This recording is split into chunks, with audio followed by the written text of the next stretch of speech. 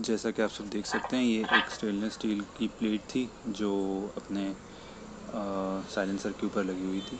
इसको मैं धो के ला चुका हूँ। अंदर से देखिए कितनी ज़्यादा गंदी हो रही है, बहुत ख़राब हालत, बहुत ख़राब है धुलने के बाद भी।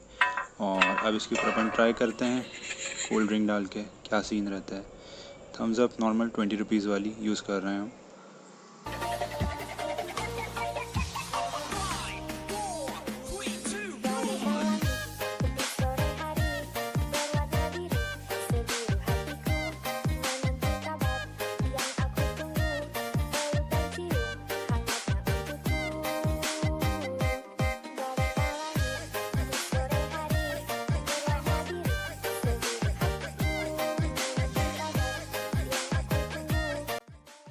फाइनली सब कुछ साफ़ करने के बाद ये रहा है रिज़ल्ट। और कुछ भी यूज़ नहीं किया था, सिर्फ एक ग्रीन स्क्रब और ब्रश से और कोल्ड ड्रिंक को यूज़ करके काफ़ी हद तक साफ़ हो गया। अराउंड 90% साफ़ लग रहा है ये।